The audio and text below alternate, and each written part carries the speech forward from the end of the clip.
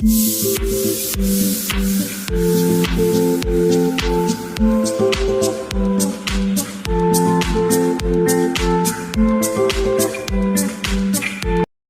Marhen, saya Christian Sarjo Dapalube. Saya Dinda Aulia. Kita mau jalan-jalan nih. Tapi nggak cuma jalan-jalan loh, kita juga akan mengulik-ngulik sejarah di dalamnya. Ikut kita yuk! Ayo. Halo Sobat Marhen, di Jakarta, siapa sih yang tidak tahu kawasan Menteng? Kawasan perumahan elit yang ditinggali oleh tokoh-tokoh penting di Indonesia. Menteng dikembangkan pada tahun 1910 hingga 1918 oleh seorang arsitek ternama Belanda, yaitu Pieter Adriaen Jacobus Muijink. Halo Sobat Marhen, di balik kawasan elit ini, Menteng memiliki histori dan bangunan-bangunan yang bersejarah yang tersimpan di dalamnya. Saya Christian Sarjo Dapalube. Halo Sobat Marhen, saat ini saya sedang berada di Yayasan Perguruan Cikini atau yang dikenal dengan Percik. Lahir pada 1 Agustus tahun 1942 atas keresahan seorang ibu bernama Pandu Suradiningrat akibat ditutupnya seluruh sekolah oleh penjajah Jepang pada saat itu. Sekolah ini didirikan dengan tujuan agar memberikan pendidikan kembali kepada anak pribumi. Sekian dari saya. Halo Sobat Marhen, saat ini saya sedang berada di Masjid Jami Cikini Al-Makmur. Masjid ini merupakan hasil dari tanah wakaf seorang seniman terkenal di Indonesia, yaitu Syarif Bustaman atau yang sering juga kita sebut dengan Raden Saleh. Bangunan ini merupakan pindahan dari surau di kediaman Raden Saleh. Bangunan ini memiliki luas sekitar 1.220 meter persegi. Beliau itu kelahiran Semarang tahun 1811. Jadi dia mempunyai tanah arealnya sekitar kurang lebih 5 hektar. Tapi dekat tim itu tanahnya beliau. Jadi pada waktu itu dia seorang pelukis pertama di Indonesia, Raden Saleh itu. Sudah ada kesepakatan beliau tuh jual tanahnya sama Yayasan EMA. Yayasan EMA dia di situ punya tujuan mendirikan sosial dia. Satu mendirikan rumah sakit, kedua mendirikan gereja. Jadi Raden Saleh itu jual sama Yayasan EMA. Nah, di sini diwakafkan untuk masjid.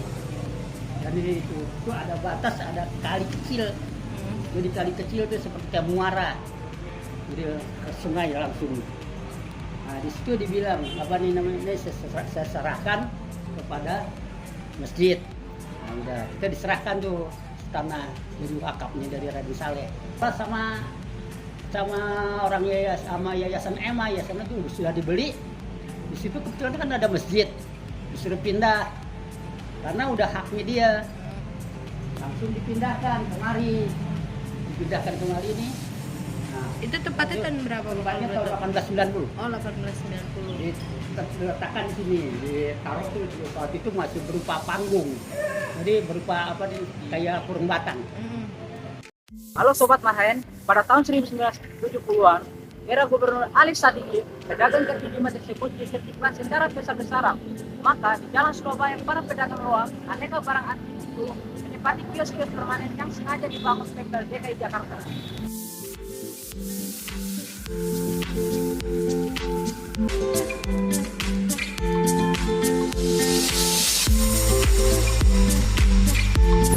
Pamor pasar barang antik Jalan Surabaya langsung terangkat. Kesan yang sebelumnya kumuh telah berubah rapi dan nyaman. Saya Christian Sarjo Dapalube.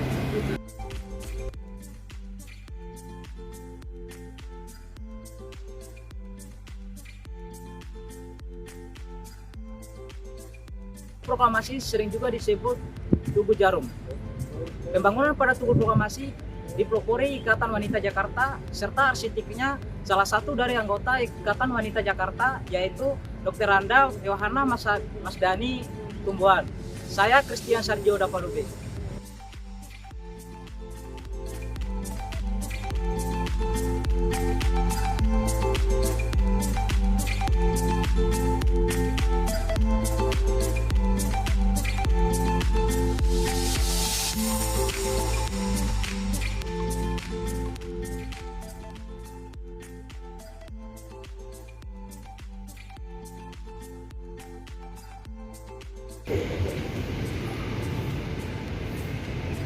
Sobat Marhen, balik lagi nih sama Dinda. Saat ini saya sedang berada di Galeri Kunstring. Galeri Kunstring merupakan salah satu bangunan yang populer dan memiliki banyak nilai sejarah di kawasan Menteng. Peter Adrian Jacobus Mujin merupakan otak dari berdirinya bangunan ini. Pada awal pendiriannya, Galeri Kunstring diberikan nama Batavische Kunstring. Kunstring sendiri diambil dari bahasa Belanda yang memiliki arti lingkaran seni. Galeri ini merupakan satu-satunya bangunan yang dibangun dengan kerangka beton di Hindia Belanda pada masanya.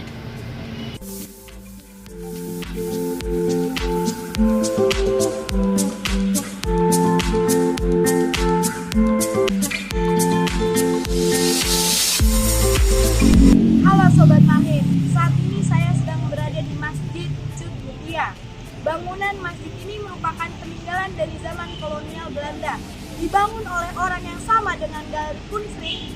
Jauh sebelum difungsikan sebagai masjid, bangunan ini digunakan sebagai kantor pos, kantor lawata kereta api Belanda, dan kantor Kempeidai Angkatan Laut Jepang. Lalu mengapa bangunan ini dialih fungsikan menjadi masjid, Pak?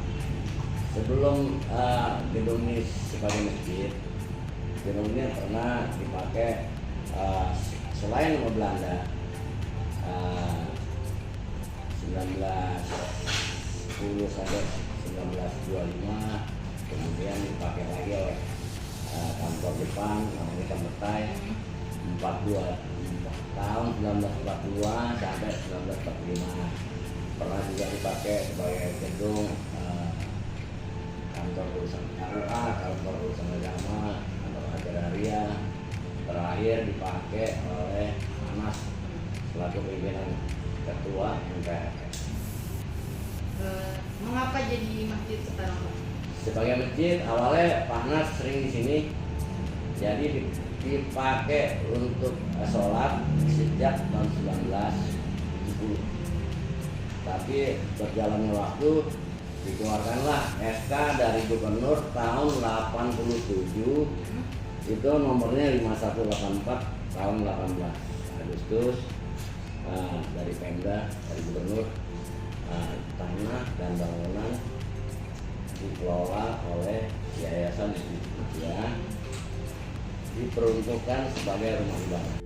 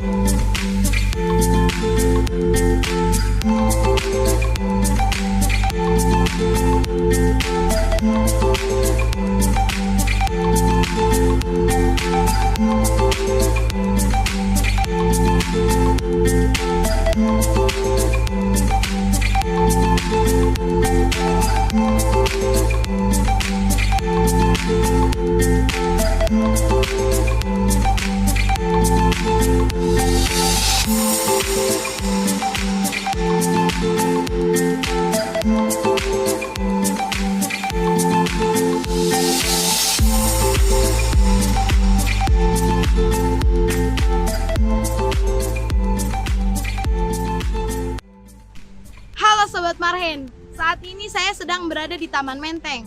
Taman yang memiliki luas 3.400 meter persegi ini telah dijadikan tempat berolahraga jauh sebelum kemerdekaan Indonesia. Setelah Indonesia merdeka, tepatnya pada tahun 1960, Taman Menteng dijadikan markas klub sepak bola Persija. Namun, pada tahun 2006, stadion itu harus dibongkar dan dijadikan taman hijau. Pembangunan Taman Menteng selesai pada tahun 2007, dan di tahun yang sama, Taman Menteng diresmikan oleh Pemprov DKI Jakarta dan bisa kita rasakan hingga saat ini.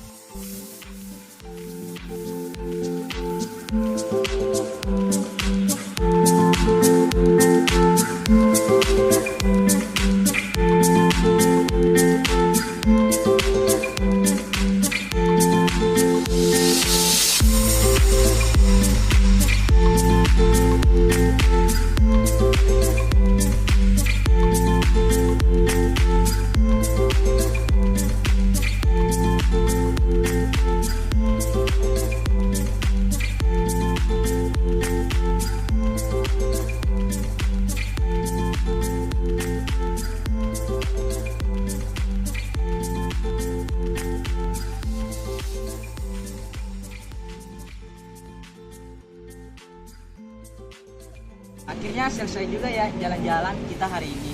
Iya nih, jalan-jalan hari ini seru, nambah wawasan juga. Ternyata di Menteng itu banyak bangunan yang memiliki sejarah di dalamnya loh. Saya Christian Sarjado Palube, Saya Dinda Aulia, Marhan Press. sampai jumpa di episode berikutnya.